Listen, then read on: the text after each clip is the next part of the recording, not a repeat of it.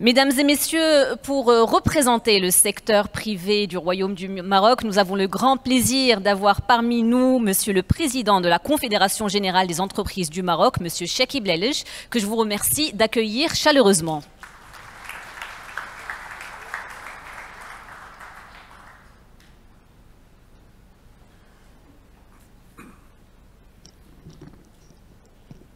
Excellences, Mesdames et Messieurs, c'est un réel plaisir de prendre la parole à l'occasion de la relance de ce rendez-vous d'envergure qu'est le Global Growth Conference.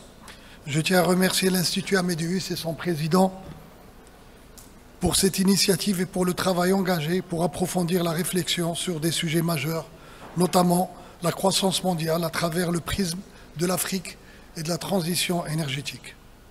Sous le leadership de Sa Majesté le roi Mohammed VI, que Dieu l'assiste, le Maroc s'est résolument tourné ces dernières années vers le continent africain, son continent, et s'est positionné comme un leader dans les énergies renouvelables.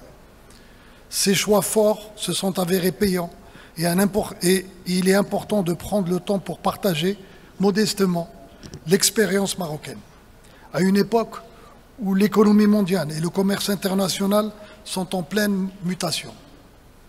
Excellences, Mesdames et Messieurs, nous traversons une période où les fondamentaux de la croissance sont bousculés par de nombreux facteurs. Inflation persistante, tensions géopolitiques, bouleversement des chaînes de valeur, montée du protectionnisme et besoin urgent de transition énergétique. L'Afrique risque de subir les conséquences de cette instabilité, mais pourrait être, si nous nous en donnons les moyens, un des bénéficiaires de ces reconfigurations. Notre continent a en effet la capacité et les atouts pour se réinventer et tirer profit de cette situation. Les chiffres parlent d'eux-mêmes. Notre continent abrite plus de 1,5 milliard d'habitants en 2025, dont 60% ont moins de 25 ans et comptera 1 milliard de plus d'ici 2050. Par ailleurs, 60% des terres arables non exploitées du monde se trouvent en Afrique. Et c'est une ressource essentielle pour notre souveraineté alimentaire.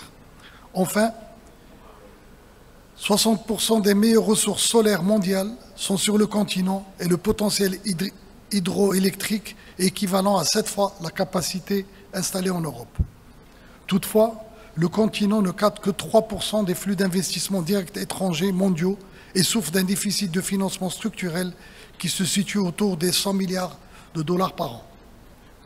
Ce paradoxe est le principal défi de notre continent. Mesdames et Messieurs, pour changer cette donne, le premier levier sur lequel nous devons agir est le financement, pas simplement en volume, mais en diversité, en agilité et en complémentarité. Nous avons besoin de multiplier les véhicules d'investissement mixtes, combinant fonds souverains, investissements privés et institutions internationales, à l'image du fonds Mohammed VI pour l'investissement au Maroc qui prévoit 5 milliards de dollars d'apport pour un investissement global d'environ 15 milliards de dollars. Nous avons aussi besoin de développer le financement par accès au marché de capitaux africains. Aujourd'hui, la capitalisation boursière des bourses africaines reste inférieure à 50% des PIB dans la plupart des pays contre 120% dans certains pays de l'OCDE. Je pense qu'il faut corriger ce déséquilibre. Bien sûr, il faudra aussi profiter des leviers de financement comme les obligations vertes qui sont particulièrement adaptées à notre continent du fait de la multiplicité des projets dans la transition énergétique. Mesdames et Messieurs, cela fait bien longtemps que le sujet de la transition énergétique n'est plus un débat idéologique, mais une urgence climatique. Notre continent, qui en subit les conséquences plus que les autres, est bien placé pour en témoigner. L'Afrique doit être un acteur de la solution à ce défi. Le Maroc a d'ailleurs ouvert la voie avec déjà 45% de notre capacité installée qui provient des énergies renouvelables et un objectif de 52% en 2030 qui sera atteint dès 2027. Notre pays est d'ailleurs aujourd'hui classé 8e au monde dans l'indice de performance climatique Climate Change Performance Index 2024. Cependant, le potentiel est encore gigantesque. L'offre Maroc Hydrogène Vert, lancée l'année dernière et sur lequel de nombreux acteurs se sont déjà positionnés, notamment pour développer des projets dans la région de Dakhla, va répondre à des enjeux auxquels le solaire et l'éolien seuls ne peuvent pas répondre. Le stockage et la stabilité de cette énergie lui permet d'adresser des cas d'usage comme le transport maritime, l'aviation et les industries lourdes. Selon certaines estimations, d'ici 2050, les technologies Power-to-X pourraient répondre à 10% de la consommation mondiale d'énergie, soit un marché qui se compte en trilliards de dollars, et l'hydrogène vert en est la technologie la plus prometteuse.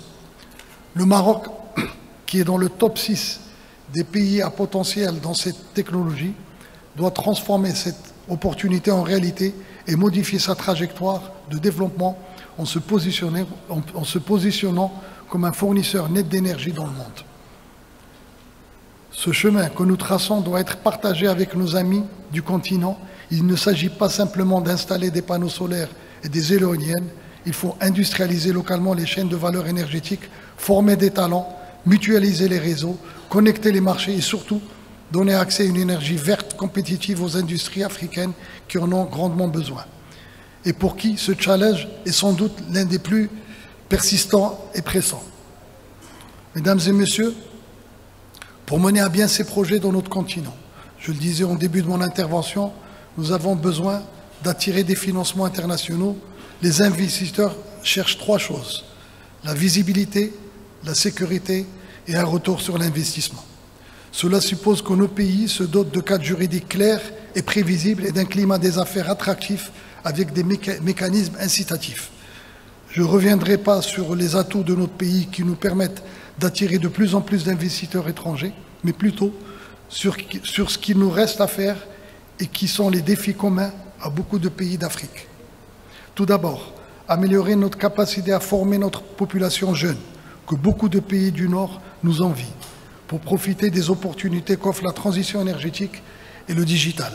Ensuite, il est impératif de moderniser notre cadre et notre code du travail pour le rendre conforme aux réalités actuelles dans l'intelligence artificielle, le travail à distance et bien d'autres. Il est nécessaire aussi de créer un choc de simplification en termes d'autorisation et de procédures administratives. Nos pays en ont besoin et nous souhaitons libérer l'énergie d'entreprendre. Enfin, nous devons ouvrir nos marchés africains, industrialiser nos économies et opérationnaliser la ZLECAf pour que nos entreprises nationales respectives puissent se développer à l'échelle. Mesdames et messieurs, ce qui émerge aujourd'hui, c'est que l'Afrique n'a pas besoin de copier le modèle occidental. Nous pouvons développer de l'énergie verte sans avoir à passer par les cycles lents d'investissement des énergies fossiles par lesquels sont passés les pays du Nord. Pour cela, notre continent a besoin de financement, de confiance, de constante et de coordination. Il a aussi besoin d'unir le privé et le public dans le cadre de PPP ambitieux, comme vous en avez parlé tout à l'heure. Et enfin, besoin d'une feuille de route claire et opérationnelle, qui est d'ailleurs le livrable final de cette conférence. Le Maroc, sous le leadership de Sa Majesté le roi Mohammed VI, que Dieu l'assiste, jouera pleinement son rôle dans cette dynamique. Je vous remercie.